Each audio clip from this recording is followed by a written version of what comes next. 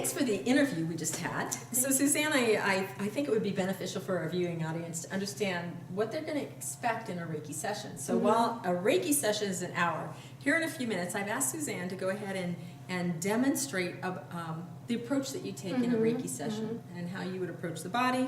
As you can see, we have Denise here, and the benefit of Reiki is that you can come in dressed comfortable, take your shoes off, lie down, and just experience an hour of bliss. Exactly. So talk about how you approach Denise as a client. Great. So Denise, for a session with anybody, we would have spoken for a few minutes to connect and learn what's going on with her body, or emotionally, or with anything that might be going on with her life.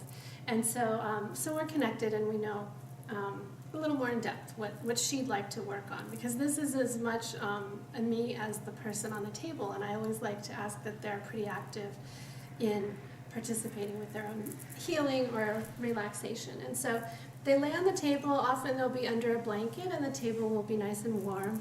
And they can ask questions if they like, but they can also I like to encourage them to go into a nice meditative state like we talked about. And so we connect with energy, and then I basically have kind of a plan for the hour session, depending on what they need. If they've got certain points of pain, maybe wherever that may be, I'll spend time doing that during the session. But we usually start by grounding and then working through the body. So often I'll start first with some work on the head, which really helps relax and helps people go to kind of their happy place. And generally, my hands will be above their bodies or on them. So I'll do kind of a series of positions, sometimes with my hands directly on them, moving around, and sometimes hovering, because our energetic bodies are pretty vast. And so even when my hands are up here, energy can be flowing to different parts of the body. So I usually hold positions like this for a few minutes, 2 or 3 minutes depending, and move through getting their shoulders, getting their arms. We spend a lot of time balancing the chakra system, which goes from the crown of their head all the way down to kind of to the knees. And so that's one of the key benefits of a session, is really pulling the energy back into balance. And I like to describe that as a lot of us have played Jenga. That game Jenga? When you start to play Jenga, you get a lot of holes and the tower that's kind of leaning and got a lot of crevices and places. That's oftentimes how we come into a Reiki session, because life just kind of like knocks us around, we get out of balance. And a Reiki session helps bring all of those pieces, all those energetic parts, the energy wheels, the chakras, back into alignment. So I spend time focusing on the chakras. Sometimes, I can sense that there's a lot more needed, and as far as time or different ways we direct the energy for different chakras, depending on what's going on. Like the heart, we spend a lot of time on the heart. We spend a lot of time on the throat and the third eye and the crown. We kind of just move along, and really it's very much guided by what the person on the table needs. So with Reiki, what I've noticed when I go for a session is it tends to typically, so if I'm doing here, do you ever do sandwiching? Is it always with both hands? And why is it that you do that?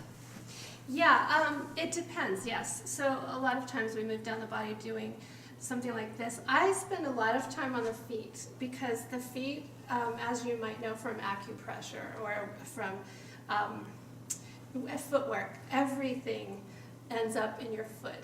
Those maps of our feet with all of the meridians. There's a point for everything on the feet. And so just as much as some of those massages or acupressure gets those points, Reiki does too. And so I like to open the meridians and focus on balancing up through the body as well. Wonderful. And then if there are certain pain points, again, there are different techniques that we can use to sort of drain the pain or focus energy. Often it's like a clearing of the pain or a clearing of the stagnation, and then bringing in like the replenishment, sort of like taking your car to the gas station, refilling it with what it's needed. And so that's how I like to direct the session and the energy. So a lot of the time will be spent clearing in the beginning. Yeah. And then how do you end a session? So you've worked through the body. Oh, I want to You're say, coming to yeah, one more thing I didn't mention. Sometimes I'll use essential oils too. Nice. Like if a person is coming in and they're really stressed, I'll use lavender oil, and I might put that on the bottom of their feet because it's the quickest entry into your body, because we have the biggest pores on the bottom of our feet. I put them on their wrists where we put perfume, or maybe on their neck. So, you know, things like lavender or frankincense is a very healing oil. Sometimes that's really useful. So depending on what the focus is, the intention, I'll use oils, and sometimes I'll use stones too. Oh, how do you use stones? Stones, crystals and different stones have different properties that our energy bodies and our bodies can use, again, to bring us back into balance. And so if someone is having problems like with digestion specifically, or they're really anxious, or they're having trouble grounding, sometimes I'll put these on their bodies, maybe kind of like in certain places, or I'll ask them to hold the stones. And it's just another way to focus the energy. So you use particular stones for Yeah. particular issues? Yes. Due to the vibration from that particular Exactly. stone? Okay. I don't have a big array here, but for instance, the pink crystals, pink calcite is good for balancing the heart chakra.